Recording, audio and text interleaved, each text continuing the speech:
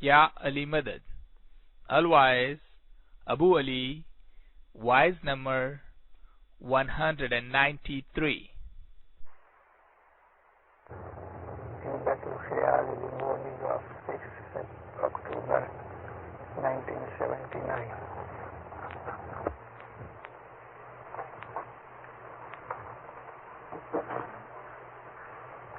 Satguru keh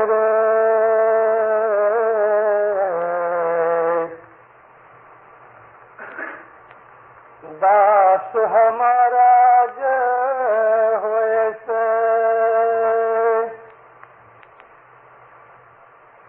छे हमारा गले ना हार अपने गले ना हार करीने राख मन के सुख का अंत ना पार भाई ते मोमन के सुख का अंत ना पार मौलाना हाजिर इमाम पे सलवात पढ़ो दीनदार अल्लाह।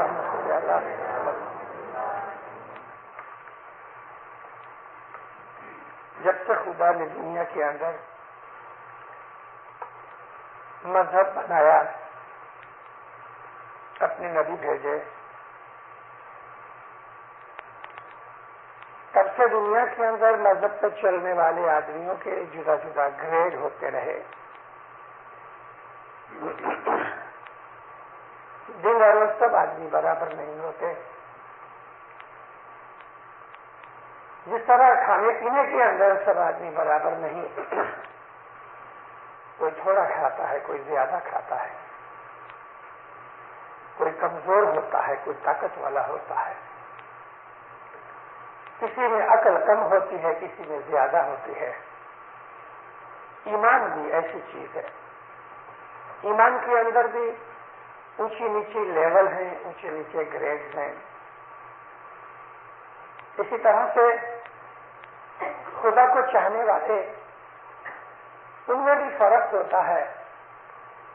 कोई ऐसे लोग हैं जो इन मजहब की थोड़ी सी बातें पूरी कर लेते हैं और समझते हैं कि हमारा मजहब पूरा हो गया। हज़रत इमाम ने बैतुल ख्याल के फरमानों के अंदर फरमाया, आम हमारे मुसलमान भाई जो हैं वो नमाज पढ़ लेते हैं, रोजा रख लेते हैं, तो समझते हैं कि हमारा मजहबी फर्ज पूरा हुआ। लेकिन हम इस्माइलियों ने ये तरीका नहीं लिया। हमने ये समझा है कि कुछ और भी है कि जिसके कारण से इस्लाम के अंदर रूहानी तरक्की या रूहानी उन्नति होती है। रसूलुल्लाह के जमाने में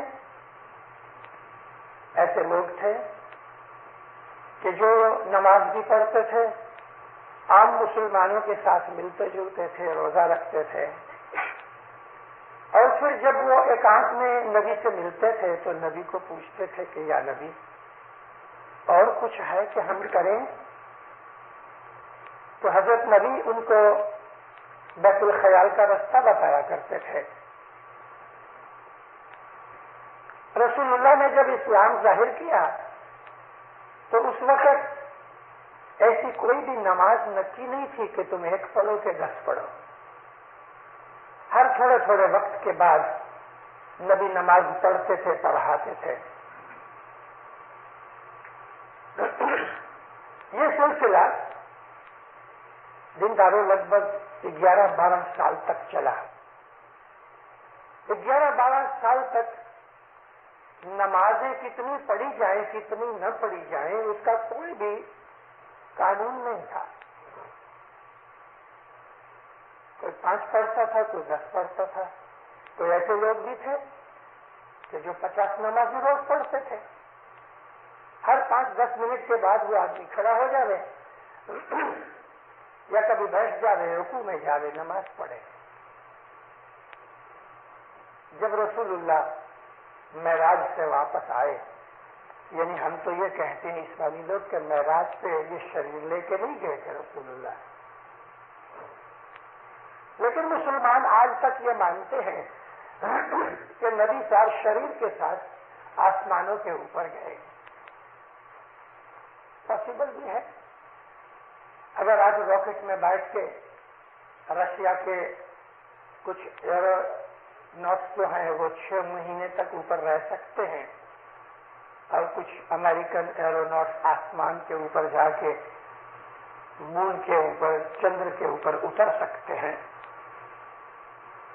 تو شاید یہ بھی ہو، حالانکہ اس زمانے کے اندر کوئی راکٹس نہیں تھے. مگر معراج کوئی جسمانی چیز نہ تھی، معراج ایک روحانی چیز تھی.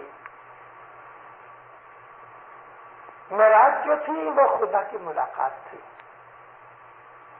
معراج جو تھی تو وہ خدا تعالیٰ کی نور کا نظارہ تھا.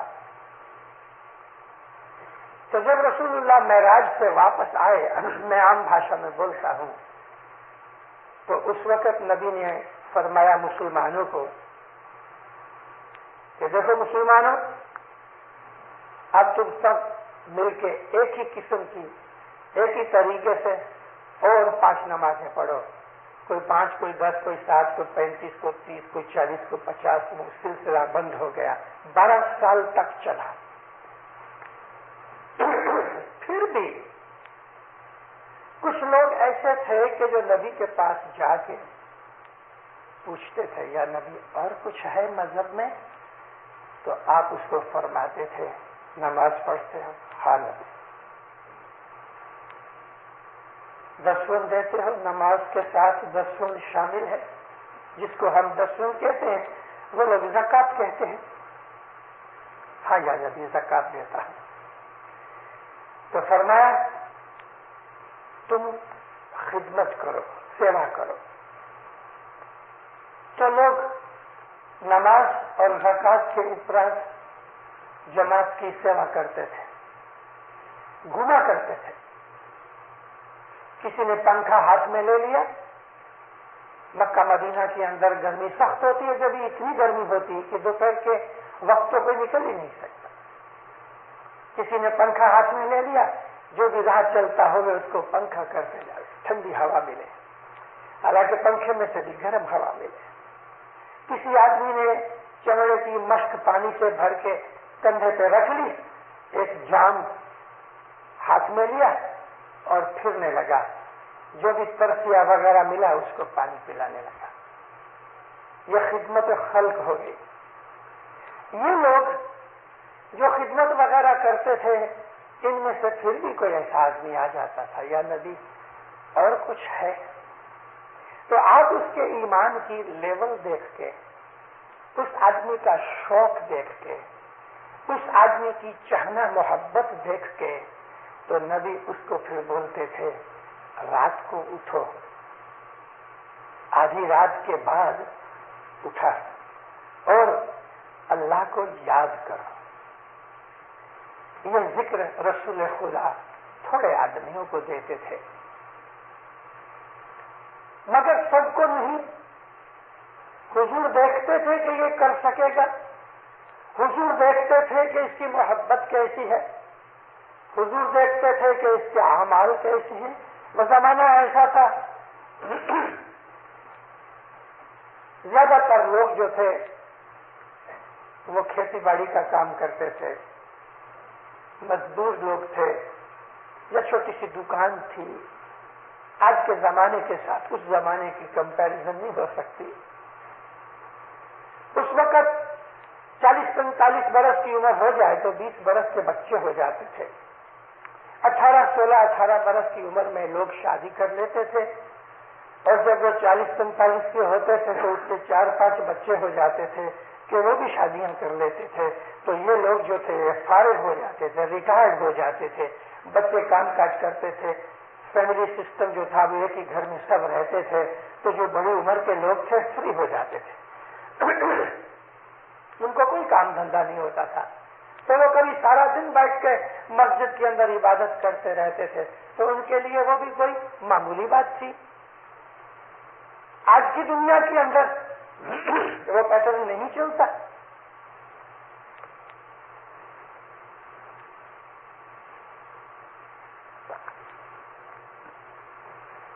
نبی صاحب ان لوگوں کے اندر سے کچھ ایسے لوگ بھی تھے جن کو سلیکٹ کر کے مالدار جو لوگ تھے ان کو صرف اتنا ہی کہتے تھے کہ تم اپنے پیسے سے اسلام کی مدد کرو، تو وہ پیسہ خرچتے تھے. وہ لوگ بڑے بڑے چیزوں کے اندر کنٹریبیوشن دیتے تھے اور حضور ان کو اس بات کے لیے کہا کرتے تھے کہ تم جو پیسے سے اسلام کی مدد کرتے ہو، وہ لوگ کہ جو اپنے تن سے اسلام کی مدد کرتے ہیں وہ دونوں برابر ہیں. کسی کے پاس مال ہے، کسی کے پاس مال نہیں. اس طرح سے آہستہ آہستہ اسلام جب زور پکڑتا گیا تو ایسے لوگ بھی تھے کہ جن آدمیوں نے نبی کو آ کے کہا، یا نبی میں اپنی ساری زندگی رسول اللہ اور اللہ کے لیے دینا چاہتا ہوں. تو ایسے لوگ تھے کہ جو لائف ڈیڈیکیشن والے تھے، انہوں نے ساری زندگی ارپن کر دی.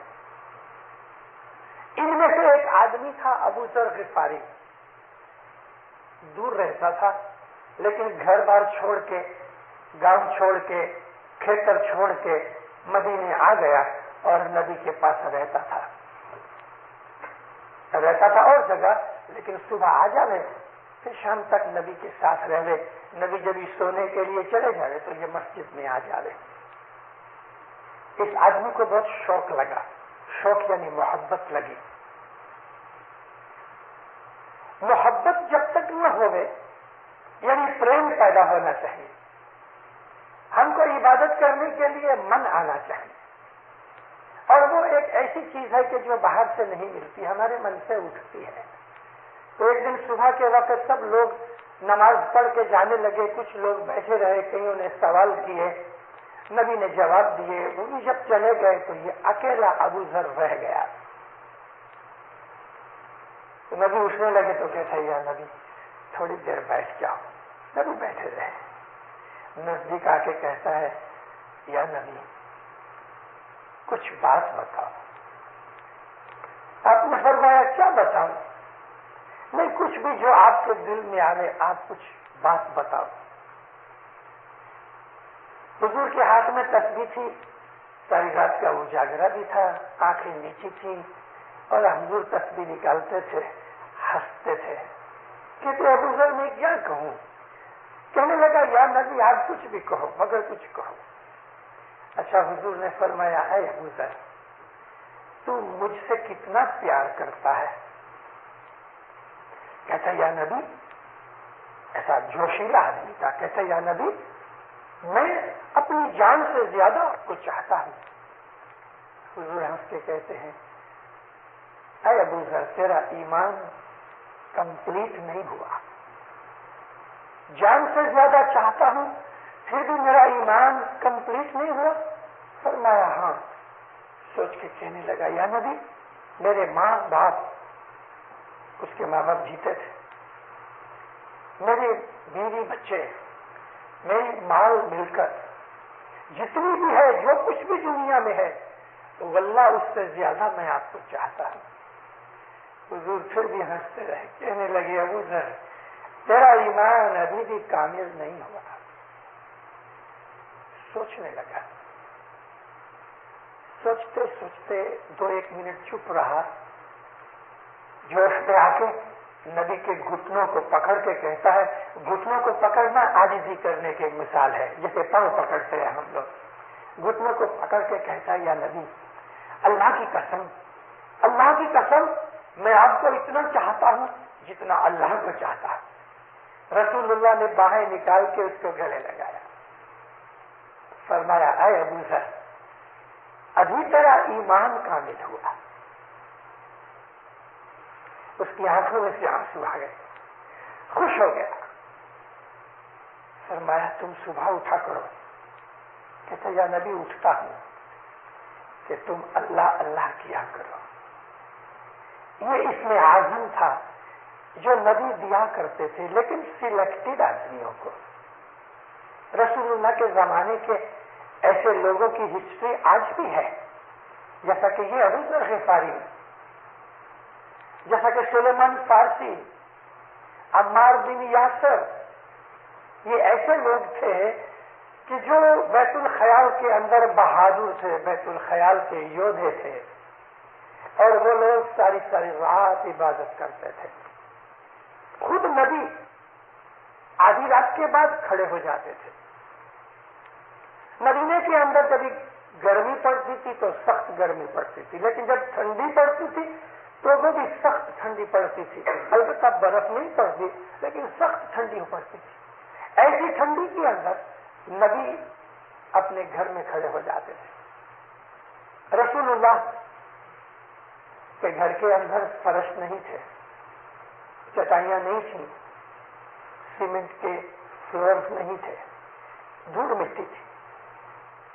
مگر نبی جب کھڑے ہو جاتے تھے تو رات کو، آدھی رات کو صبح تک کھڑے رہتے تھے. لہو پاؤں میں اتر آتا تھا، پاؤں سوج جاتے تھے، اور حضور کے بدن سے پسینہ نکلتا تھا تو آپ کے نیچے جو مٹی تھی وہ پسینے سے گیلی ہو جاتی تھی. تو کبھی کبھی بی بی عائشہ کہتی تھی، یا نبی، آپ نبی ہیں، آپ کو تو کوئی دوزخ کا ڈر نہیں، اور جنت تو اللہ نے آپ کو بخش دی، آپ کے ہاتھ میں ہے، پھر اتنی محنت کرنے کی ضرورت؟ عائشہ نہیں سمجھتی تھی. نبی اس کو صرف اتنا جواب دیتے تھے کہ اے عائشہ، اگرچہ میں نبی ہوں لیکن اللہ کا شکر نہ کروں کہ میں اس کے دربار میں کھڑے ہو جاؤں؟ لیکن حقیقت ہم اسماعیلی جانتے ہیں کہ ساری رات نبی کیوں کھڑے رہتے تھے. اچھا، نبی کی بات کو ادھورا چھوڑ کے میں آپ کو 1300 برس پیچھے لے آؤں، یعنی آگے لے آؤں. میرے دادا، ان کی ایک کتاب ہاتھ کی لکھی ہوئی میرے پاس ہے. چھوٹا تھا تو سنتا تھا، لیکن میرے دادا نے آنکھ سے دیکھا ہے، ایک دفعہ نہیں بہت دفعہ. بمبئی آتے تھے تو 2 مہینے ٹھہرتے تھے واڑی کے اندر.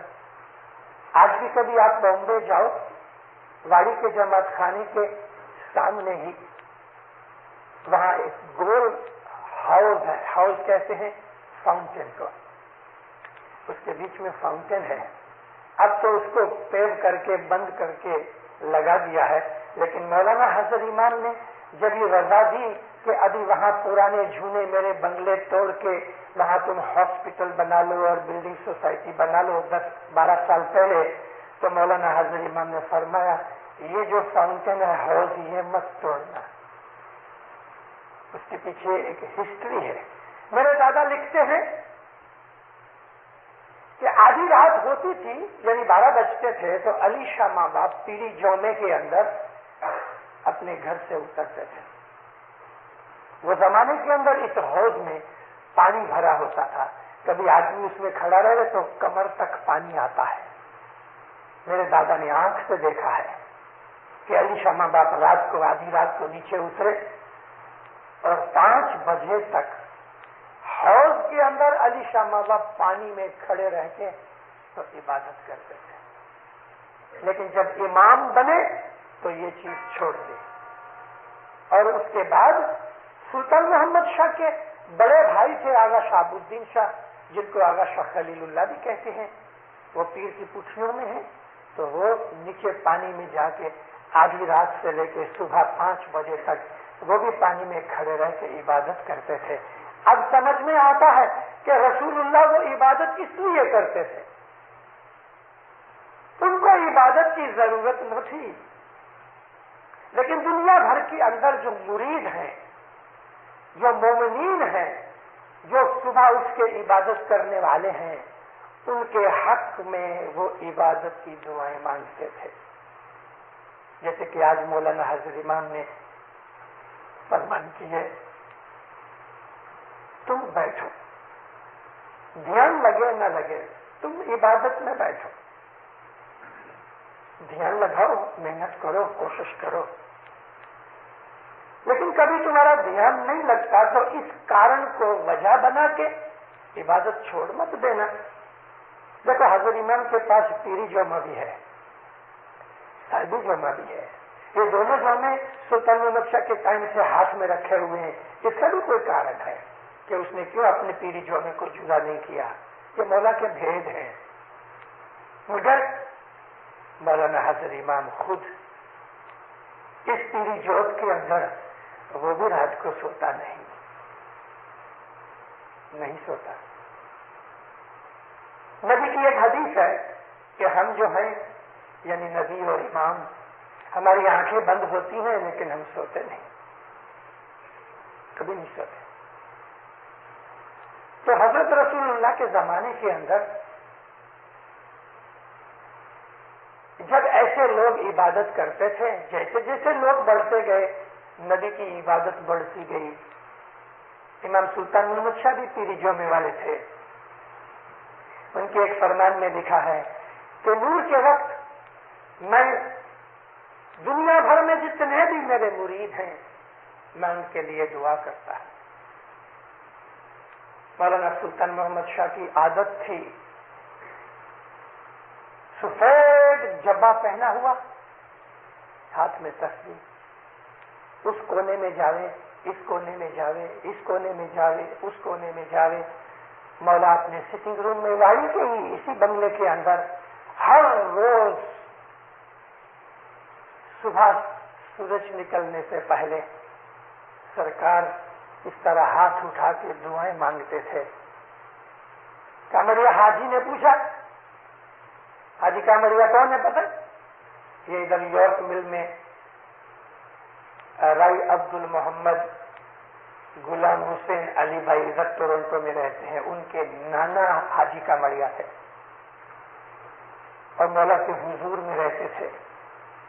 بڑا عاشق اور عبادت والا آدمی تھا حاجی کامریا. حاجی نظر علی آپ کو کہتے ہیں خداوند تو بھی بندگی کرتا ہے. میں حاجی کامریا جب لوگ میری عبادت کرتے ہیں، مجھے یاد کرتے ہیں، تو میں دنیا بھر کے جتنے بھی میرے مرید ہیں میں ان کے حق میں دعا مانگتا ہوں. تب فرمایا عورت، مرد، بڈھے، جوان، بچے، شادی کیے ہوئے، بغیر شادی کے، شادی کی ہوئی عورتیں، بغیر شادی کی ہوئی عورتیں، امیر، غریب، بیمار، تندرست، میں ہر ایک کو ویکتیگت یاد کر کے دعا کرتا ہوں. یہ جو دعائیں ہیں یہ ہماری عبادت کو زور دیتی اور ٹکاتی ہے. امام فرمایا کہ تمہارا دھیان لگے نہ لگے مگر تم ہر روز صبح اٹھ کے عبادت کرو. ایک دن بھی اس کے اندر ایبسنس نہیں ہونی چاہیے. جمع خانہ دور پڑتا ہے، کوئی کارن پر نہیں آ سکتے، گھر پہ اٹھو. حضرت علی سے لے کے حضرت امام شاہ کریم صلوات اللہ علیہ تک میں نے کبھی ہسٹری بہت پڑھی لیکن کہیں مجھ کو یہ چیز نہ ملی. کسی امام نے ایسی دولت کبھی لوٹائی نہیں، کسی امام نے اتنی بخشش اور سہلائی آسانی نہیں کر دی جتنی اس امام نے کر دی. مجھے یاد ہے ایک بھائی نے مولانا سلطان محمد شاہ کے پاس ویکتیگت مہمانی رکھی. عرض کی خداوند میرے گھر بچہ ہوا تو اس وقت کے اندر سواوڑ کے اندر میں 2-4 مہینے عبادت نہیں کر سکی.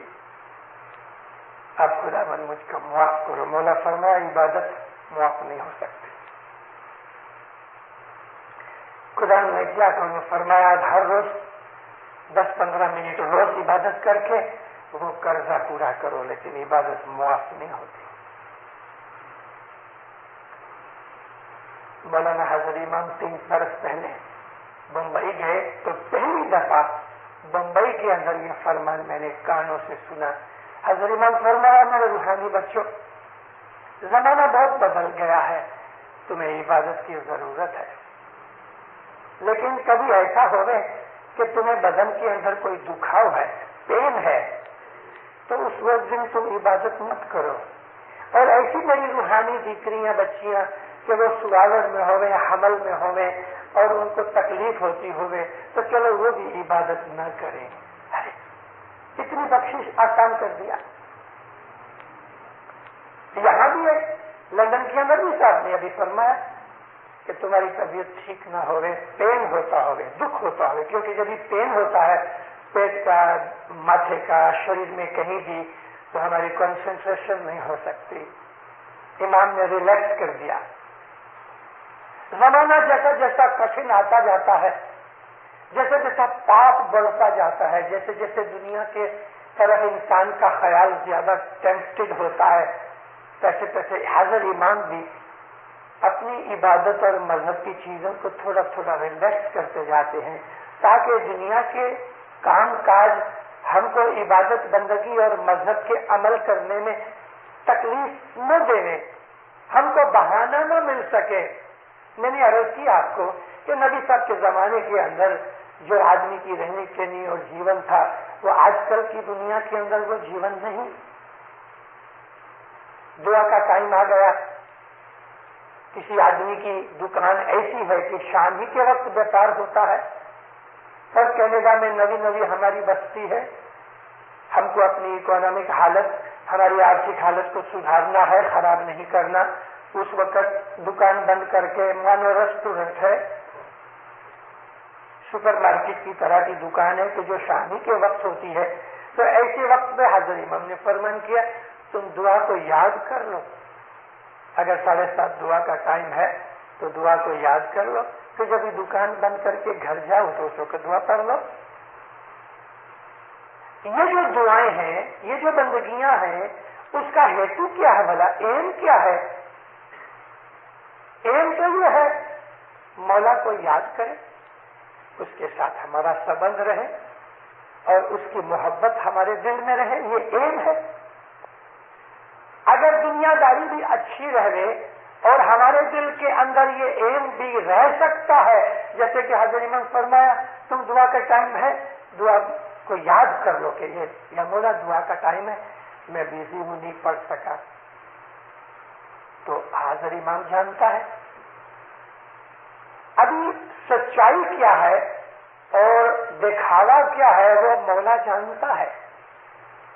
جان بوجھ کے یا ہم گیم کھیل رہے ہیں، پتے کھیل رہے ہیں، گپے مار رہے ہیں، اور اس وقت بھی ہم ایسا کرنے جائیں تو گنہگار بن جاتے ہیں. اس وقت ہم دعا پڑھ سکتے ہیں، جماعت کرنے آ سکتے ہیں، ہمیں کوئی کام نہیں، ہمارے پاس فرصت ہے، لیکن لیزینس کے کارن سے جماعت کرنے نہیں آتے تو گنہگار ہے. مجبوریاں مولا جانتا ہے. تو جب ہماری مذہب کی بنیادی یعنی فاؤنڈیشن کی جو چیزیں ہیں، جیسے کہ دعا، رسول، جماعت کرنے کی حاضری، ہمارے نیک اعمال وغیرہ، اور ہماری اور دھارمک فرضیں کہ کسی نے کوئی مانتا مانی ہے، کسی نے کچھ اور کام کرنا ہے، یہ سب چیزیں جو شریعتی لیول کی ہوئی ہیں، اگر اس میں ہم پورے ہو چکے ہیں، پھر ہمارے دل میں ایسا خیال ہوئے کہ نہیں مجھے اور اوپر جانا ہے، جیسا کہ میں نے آپ کو باتیں سنائی، یا نبی اور کچھ ہے، تو نبی ان کو کہتے تھے ہاں ہے. مولانا حضرت امام فرمایا جب آتے ہیں کبھی بھی فرماتے ہیں بچوں کو کہ بیت الخیال کا کام لینا کوئی فرض نہیں ہے. تم کو ایسا لگے کہ دھارمک فرضیں پوری کرنے کے بعد اور بھی مجھے کچھ کرنا ہے یا مجھے اپنی روحانی حالت اونچی کرنی ہے، تو تم اس وقت سیریسنس کے ساتھ ادھر آؤ اور میرے سے بول لے کے جاؤ. لیکن تم کو کبھی ایسا لگتا ہے کہ ہم یہ کام نہیں کر سکیں گے تو مولا فرمایا تم ابھی بھی اس کے جا سکتے ہو، جاؤ چلے جاؤ. 66 میں حضرت امام دارالسلام میں آئے. دارالسلام کا جو گام کا درخانہ ہے، یہاں اوپر بیت الخیال کے اندر کچھ آسرے ہزاروں کے بچے تھے. ماں باپ نے یہی فرمان کیا کہ کسی کے کہنے سے یا یار دوست کو دیکھ کر یا تمہارے پیرنٹس نے تم کو کہا کہ جاؤ بول لے لو، کبھی تم اس طرح آئے ہو تو یہ ٹھیک نہیں ہے. تم اپنی راضی خوشی سے مرضی سے سوچ کے سمجھ کے کہ یہ کام میں کروں گا، یہ سمجھ کے تم آئے ہو تو ٹھیک ہے. دیکھو یہ بہت مشکل کام ہے. ابھی تم میرے سے بول لے جاؤ گے تو ساری زندگی تم کو صبح اٹھ کے عبادت کرنی پڑے گی. اور میرے بچوں، کبھی تم کو ایسا لگتا ہے میرا فرمان سننے کے بعد کہ میرے سے نہیں ہو سکے گا، تو ابھی بھی تم اٹھ کے جاؤ. ماں باپ چپ ہو گیا تھوڑی دیر. جیسے ہی ماں باپ نے بولنا شروع کیا تو پیچھے سے ایک لڑکا اٹھا اور آیا باہر دروازہ کے اوپر میں کھڑا تھا. کہتا میں حضرت امام نے فرمایا کہ نہیں ہو سکتا تو اٹھ کے چلے جاؤ. میں بولا ٹھیک ہے، لیکن تم نے بول سن لیا ہے. ابھی تم کو باہر جانے کی رضا صرف مولا دے سکتا ہے، میں نہیں. مولانا حضرت امام آئے، مجھے پوچھا مشنری کیا ہے؟ بولا خدا آپ نے فرمایا کہ جس کو جانا ہے چلا جانے، مگر اس نے بول سن لیا. اور فرمایا برابر. صاحب اس کو پوچھے تیرے سے نہیں ہو سکے گا؟ کہ چل آپ کی بات سن کے مجھے لگتا ہے میں نہیں کر سکوں گا. اچھا فرمائش ہو. I make you free for 2 years. 2 برس میں تم کو فری کرتا ہوں. تم نے بول سن لیا، اس کو بھول جاؤ، اس کی عبادت نہیں کرنا. میں تم کو 2 برس فری کرتا ہوں. اگر 2 برس کے اندر تم کو ایسا لگے کہ نہیں ابھی میں تیار ہوں اور میں عبادت کروں گا، اور یہ بول اس وقت بھی تم کو یاد ہوا ہوئے رہ گیا ہوئے، تو تم عبادت کرنا، نہیں تو تم معاف ہے اس میں سے چھوٹ گیا.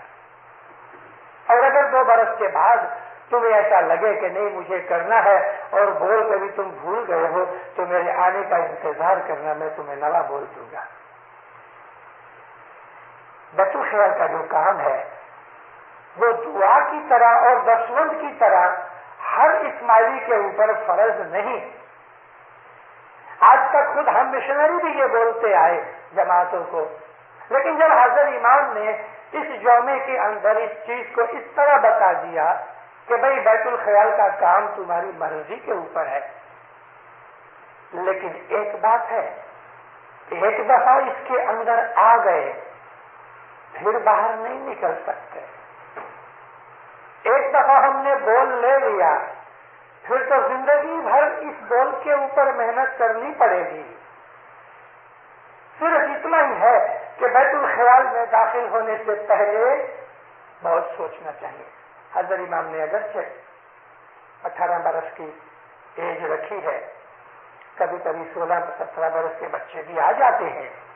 حضرت امام اس چھوٹی عمر میں دے بھی دیتا ہے، لیکن اصل حقیقت یہ ہے ہماری ہسٹری کی کہ بیت الخیال اس کا کام کا نام معلوم ہے کیا ہے؟ 1400 سال. 1400 روپیہ نہیں، ہندوستان میں اس کے 75 روپے ہیں، لیکن 1400 روپیہ اس کی کوئی قیمت نہیں ہے. 1400 سال اس لیے کہ 65-63 برس کی عمر میں جا کے جب لوگ اپنی فیملی کے حساب سے بالکل ریٹائر ہو جاتے تھے، بچے جوان ہو جاتے تھے، ان کے اوپر کوئی بھی فیملی کی یا ارننگ کی کوئی جوخم داری نہیں رہتی تھی، تو پھر وہ پیر مرشد کے پاس جا کے بیت الخیال کا کام کرتے تھے، اور پھر ساری زندگی جو باقی ان کی رہتی تھی وہ اسی عبادت میں گزارتے تھے. اس لیے اس کام کا نام پڑ گیا 1400 سال، یعنی لگ بھگ 1400 برس کی عمر میں ملتی تھی. پھر تو اس زمانے کے اندر عمریں کم تھی، کوئی 2-4 برس جیتا تھا، کوئی 5-10 برس جیتا تھا. 1400 سال اس لیے اس کا ہوا. یہ لازم نہیں ہے کہ 18-20 برس کی عمر کے اندر ہم کو اس میں داخل ہونا ہی چاہیے، لیکن کبھی کوئی ایسا بچہ کہ جس کو شوق ہو مذہب میں آگے بڑھنے کا، اس کے لیے امام نے دروازہ کھلا رکھا ہے. ایک بات ہے، اگر چھوٹی عمر میں عبادت کا شوق لگ جائے، جیسے کہ 16-18 برس کی عمر میں نے جب بول لیا میں 14 سال کا تھا، اور امام کو عرض کر کے اسپیشل حکم ملا، نہیں تو 16 برس کی عمر تھی اس وقت بھی پنجاب کے اندر کپورتھلا کے اندر 1934 کے اندر مجھے مولا نے بول دیا جنوری کا مہینہ اسپیشل عرض کی، مولا نے قبول کر لیا کیونکہ اس نے دیکھا اس کو شوق ہے. اگر عبادت کا شوق ہے تو چھوٹی عمر کے اندر جو برین ہے نا وہ دنیا کی وریز سے فری ہوتا ہے. مت پتا جیتے ہیں، کمانے کی فکر نہیں، بال بچوں کی فکر نہیں، کوئی یاد کی چیز نہیں، صرف ایک ایجوکیشن کی بات ہوتی ہے. اگر سچ مچ اس عمر کے اندر 16-18 سال کی عمر کے اندر عبادت کا اگر شوق لگ گیا تو اس کے لیے بہت ایزی ہوتا ہے، کنسنٹریشن ایزی ہوتی ہے، خیال لگانا ایزی ہوتا ہے، شریر بھی طاقت والا ہوتا ہے. ایک بیٹھک کے اوپر 1 گھنٹہ بیٹھنا کوئی مشکل نہیں. 60-65 برس کا بوڑھا ہو گیا تو پھر ایک ہی آسن کے اوپر اس کو تکلیف ہوتی ہے، پاؤں سو جاتے ہیں، سرکولیشن بند ہو جاتا ہے، کھالی چڑھ جاتی ہے، دکھ ہوتا ہے، پین ہوتا ہے، ایسی کئی چیزیں شریر میں ہو جاتی ہیں، کھنگار آتے ہیں، کھانسی آتی ہے. لیکن جو جوانی کے اندر کہ جس بچے کی عمر 18 سال کی ہو گئے تو اس کو سمجھ آتی ہے 10-12 سال کی عمر میں، تو اس حساب سے اس کی مینٹل ایج 6 برس کی ہوتی ہے. تو اس وقت جو بچے کو شوق جو ہو گئے تو عبادت بہت ایزی ہوتی ہے، بہت آسان ہوتی ہے. پھر بعض ایسے جین ہوتے ہیں، ایسے جین ہوتے ہیں کہ جو جنم سے ہی نیچے ہوتے ہیں. جیووں کی بات میں کل میں نے ایک بات کی. لندن کے اندر مولانا حضر امام 1/4 کی مہمانی میں گئے. دروازہ بند ہو گیا، باہر 5 برس کا ایک بچہ معلوم نہیں کدھر سے آ کے تو اس دروازے کے سامنے، لیکن اپوزٹ سائڈ میں رستہ ہے بیچ میں، تو سامنے دروازے کے ادھر آ کے کھڑا ہو گیا. 5 برس کا بچہ. ایک والنٹیئر نکلا، اس نے اس کو کہا جا چلے جائے ادھر سے، بس اسٹینڈ کیا. تو بچہ مانا نہیں. کسی دوسرے والنٹیئر نے بھی کہا ہوگا، مانا نہیں. پریزیڈنٹ کاؤنسل کا امیر بھاتیا وہ ادھر سے نکلا تو بچے کو دیکھ کے کہا جاؤ ادھر بیٹھ جاؤ. تو کہا اس والنٹیئر نے، اس کو ہم نے کہا ہے چلا نہیں گیا. تو رائی بھاتیا نے اس کا ہاتھ پکڑا، بڑے پیار سے سمجھا کے اس کو کھینچ کے لے گیا اور دور جا کے اس کو کہا تم ادھر کھڑے ہو جاؤ. اور وہ چھوکرا بیچارہ کھڑا ہو گیا. اس کی آنکھیں جو تھیں وہ دروازے کے اوپر تھی. نہ جانے کون سا آتما تھا، کیسا جیو تھا، کھڑا رہا. بہت دیر کے بعد حضرت امام باہر نکلے تو وہ بچہ جس طرح کھڑا تھا صاحب ادھر جانے لگے. تو وزیر بادشاہ نے کہا خداوند نٹ دس سائڈ، دس سائڈ. تو میں نے فرمایا کہ کہاں سے دس سائڈ؟ تو چھپ ہو گیا. ماں باپ چلا گیا. سیدھا اس بچے کے پاس گیا.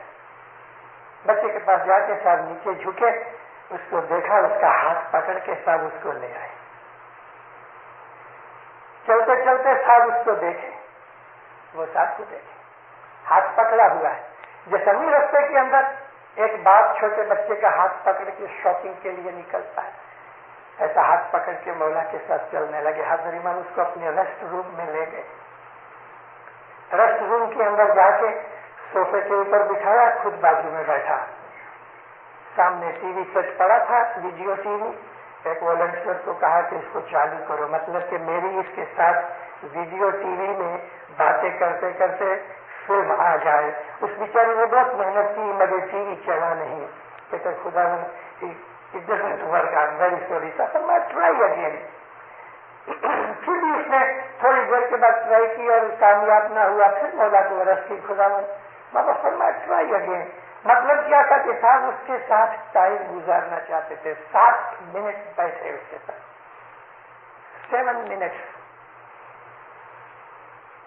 پھر ماں باپ نے اس کو وہ دعا سی دی، پیار کیا، وہ چلا گیا. جب حضرت امام چلا گیا اس بچے کو میں بہت ڈھونڈتا رہا مگر معلوم نہیں وہ بچہ کس کا تھا، کہاں سے آیا، کہاں چلا گیا. میں بہت دیر تک سوچتا رہا کیسا جیو ہوئے گا. ایسے آتما دنیا میں ہیں کہ جو جنم سے ہی بڑے ہوتے ہیں، کوئی بھول کے کارن سے واپس دنیا میں آنا پڑ گیا یا کوئی اور وجہ ہوئے گی. مگر جس آدمی کو میں نے عرض کیا آپ کو کہ عبادت کا شوق ہونا چاہیے، شوق اگر ہوئے گا تو دن بھر یہ بیت الخیال کی عبادت بڑی آسان ہو جاتی ہے. اس میں کچھ مشکل نہیں. پریم کی بات ہے، پریم ہونا چاہیے. جیسے 5 برس کے بچے کو کیا ہوگا اس کے دل کے اندر، اس طرح سے انتظار کرتا تھا کہ جیسے ابھی باپ باہر آئے تو میں ملوں. اور سچ مچ ماں باپ نے اس کے ساتھ ایسا ہی سلوک کیا، ہاتھ پکڑ کے لے گئے، اس کے ساتھ بیٹھے، باتیں چیتیں کی. مولا تو روحوں کا مالک ہے، روحوں کو دیکھتا ہے.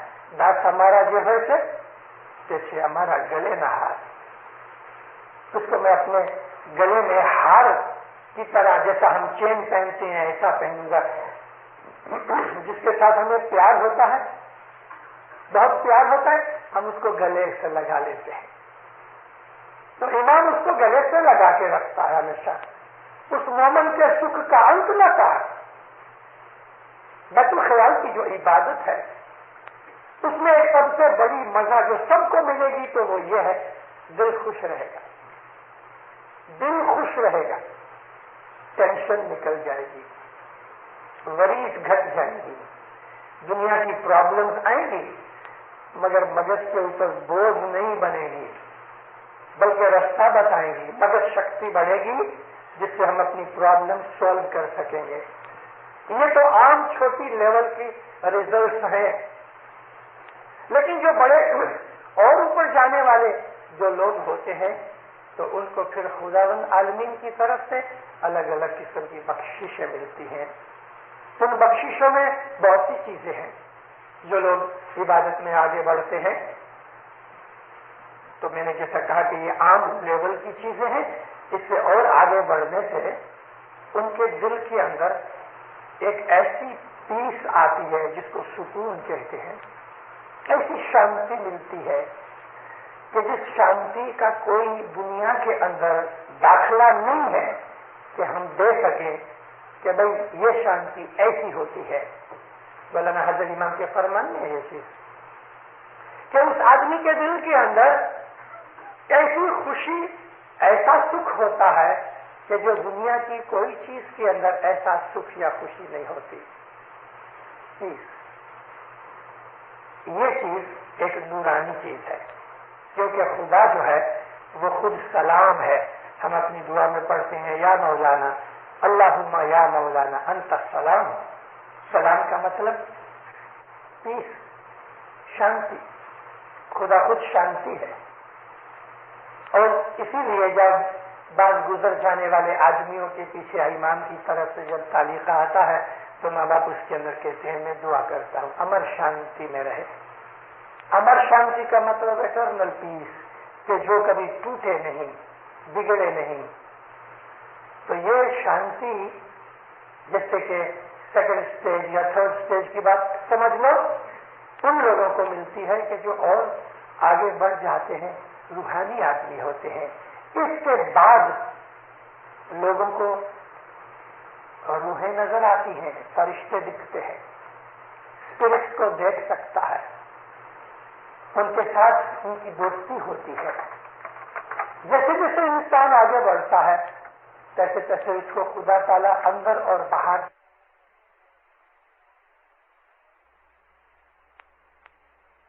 شانتی میں رہے.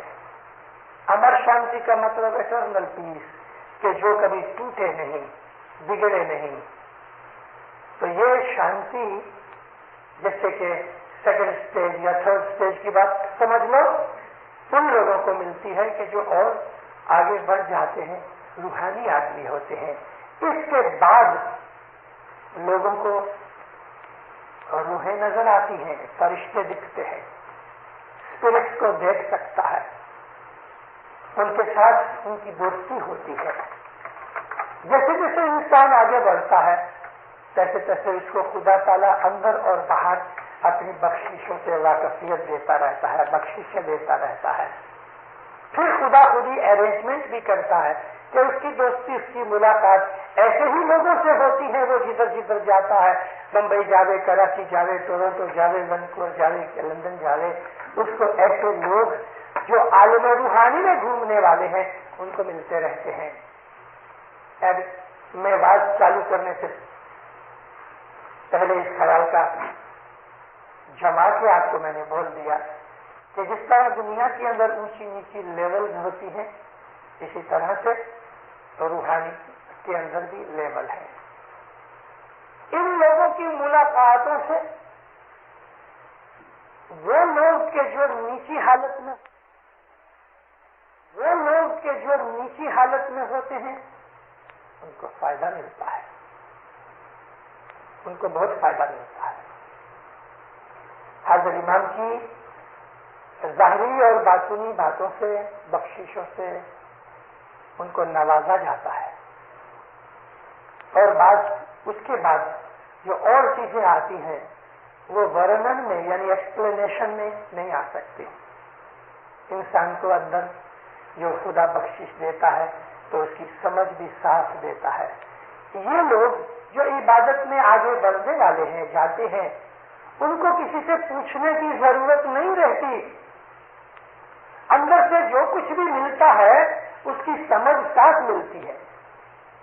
اگر کوئی آدمی بولے مجھے بندگی میں ایسا ہوتا ہے، مجھے ایسا ہوتا ہے، تو وہ یا تو خیال ہے یا سپنا ہے، اس کو پوچھنے کی ضرورت نہیں. اس لیے ضرورت نہیں کہ جو چیز مولا بخشش دیتا ہے تو اس کے ساتھ اس کو سمجھ دیتا ہے. اس کو یہ حاجت نہیں رہتی کہ باہر سے کسی کو پوچھے مجھے کیا ہوتا ہے. اور پوچھنے والے جو لوگ ہوتے ہیں وہ شنکا شبہ میں چلنے والے لوگ ہوتے ہیں.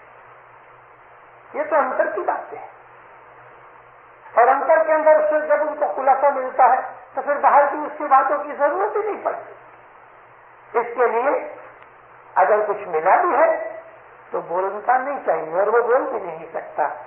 لیکن جو اس لیول کے لوگ ہیں وہ ایک دوسرے کو پہچان جاتے ہیں. ہم کسی دنیا کے ایسے دیش میں گھومتے ہوئے جہاں کوئی جان پہچان والا نہیں، لیکن ہم کو کوئی آدمی مل جاتا ہے تو ہم کو ایسا لگتا ہے کہ کوئی اسماعیلی ہے. یہ کس طرح فیلنگ ہوتی ہے؟ یہ فیلنگ پھر بھی کسی شنکا کے ساتھ ملٹی پلائی ہو سکتی ہے، لیکن جو عبادت کی فیلنگ ہے اس کے اندر کوئی شنکا ہوتی ہی نہیں. ایک دوسرے کو پہچان جاتے ہیں، اور امام تو سب کو پہچانتا ہے، اس سے کوئی چھپا ہوا نہیں. لندن کے اندر ایک ویکتی 20 برس سے رہتی ہے، 20 سال ہوئے، کبھی جمع کھانے نہیں آیا. وہ چاند رات کو تو چھوڑ دو، امامت دے اور ایسی خوشحالی کے دنوں میں بھی کبھی نہیں آیا. ایسا جماعت میں فن فاڑا دے دے، لیکن کھانے میں کبھی نہیں آیا. ابھی مہمانی رکھی، اس کے ساتھ اس کا لڑکا تھا، تو لڑکے کو صاحب نے چھوڑ دیا. اس کو صاحب کہتے ہیں happy to see you here. اس کو پتا ہے وہ پہلی دفعہ آیا ہے تو صاحب اس کو کہتے ہیں happy to see you here. تو اس کو تو ایک شوق لگا، لیکن اس جوش نے اس کو چینج کر دیا. اس کا منہ پھر گیا. ابھی آتا جمع کھانے. امام سے کوئی چیز چھپی ہوئی نہیں، وہ ہر ایک کو جانتا ہے. جس طرح ایک باپ اپنی اولاد کو جانتا ہے، چاہے وہ بچہ 10,000 بچوں کے اندر کھڑا ہو گئے تو باپ اس کو پہچان لیتا ہے یہ میرا بچہ ہے، اور بچہ پہچان لیتا ہے کہ یہ میرا باپ یا ماں ہے. ہم کبھی اس میں بھول نہیں کر سکتے تو حضرت امام کیسے بھول کر سکتا ہے؟ یہ ہو سکتا ہے کہ ہم بھول کریں، لیکن امام کو کبھی بھول نہیں کرتا. وہ ہمارے دلوں کا مالک ہے.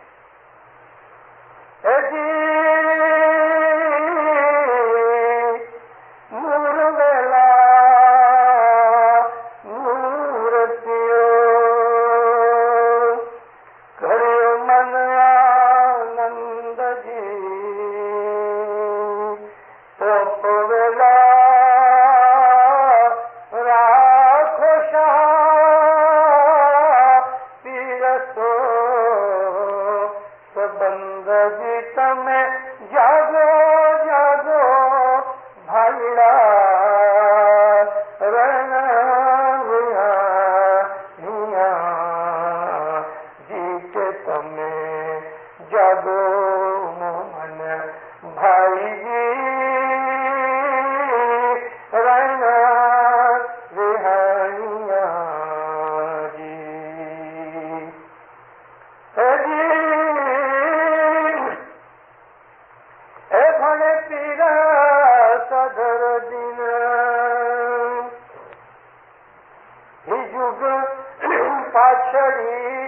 رہنی بنے تیرا صدر دن ہی جگ پاچھڑی رہنی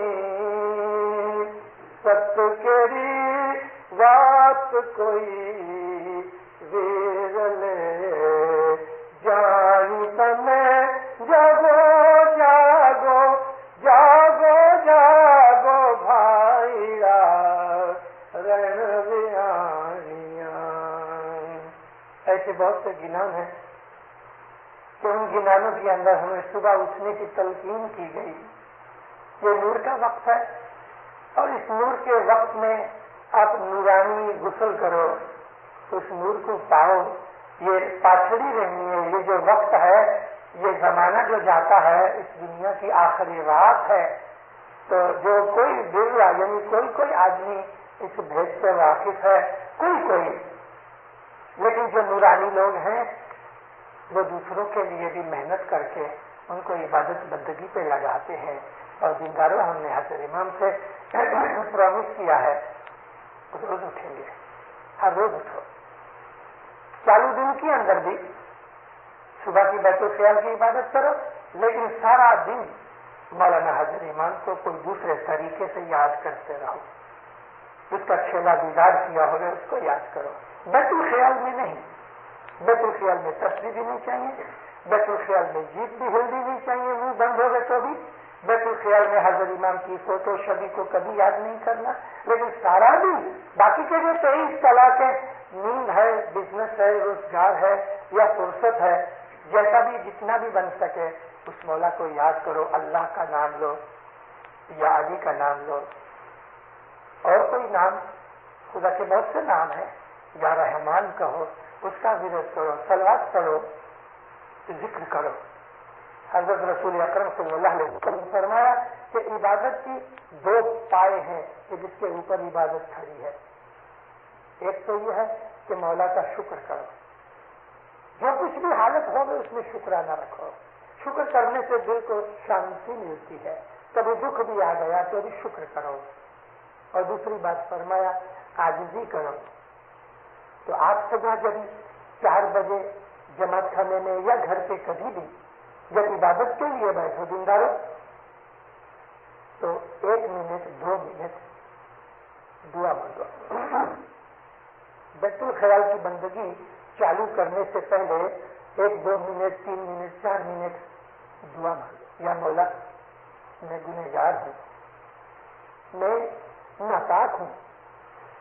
یا مولا، میں کمزور ہوں، یہ عبادت مشکل ہے، میں تیرے دربار میں آیا ہوں، میں تیرے پاؤں پہ آیا ہوں. تو میرا مالک ہے، تو میرے گناہ بخش دے، تو میرا ہاتھ پکڑ، جس طرح آپ کو ٹھیک لگے. اپنی بھاشا میں، اپنے شبدوں میں 2 منٹ 1 منٹ 5 منٹ جتنا من چاہے. وہ سامنے بیٹھا ہے یہ خیال کر کے، وہ سن رہا ہے یہ دھیان کر کے آپ دعا مانگو. لیکن اس میں صرف روحانی چیزیں ہونی چاہیے، اپنے گناہوں کی معافی اور اس کی رحمت.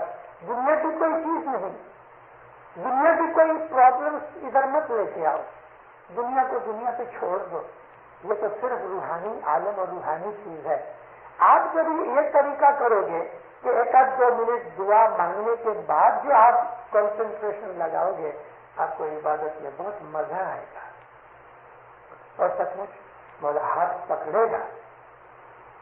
ایسی چیزیں ہو جائیں گی. دل کے اندر نرماس جداس پیدا ہوگی جس سے پریم بڑھے گا. اور جیسے جیسے پریم بڑھے گا تیسے تیسے حضرت امام نزدیک آتا جائے گا. اور یہ جو قربت ہے، قریب آنا، آپ کو سارا دن اس کا عوض ملے گا. سارا دن یادی رہے گی، سارا دن خوشی رہے گی، سارا دن مزہ آتا رہے گا. اس طرح سے مومن آگے بڑھتا جاتا ہے. اور پھر تو جو کچھ ان دونوں کے بیچ میں ہوتا ہے وہ ہوتا ہے. مولا آپ کو سکھی آباد کرے. ایمان کی سلامتی دے لے، حقیقتی سمجھ دے لے، بدیوں گناہوں سے نافرمانی سے بچا لے۔ مولا دین و دنیا میں ہمیشہ آپ کو اپنے پناہ میں چھتر چھایا میں رکھے۔ مولانا حاضر امام ہر مشکل کام کے اندر آپ کی مدد کرے، مولا آپ کی ہر نیک امید پوری کرے۔ مولانا حاضر امام آپ کو اپنی نورانی رحمتیں بخششیں نوازے۔ مولانا حاضر امام آپ کو اپنا نورانی دیدار عنایت کرے۔ رضی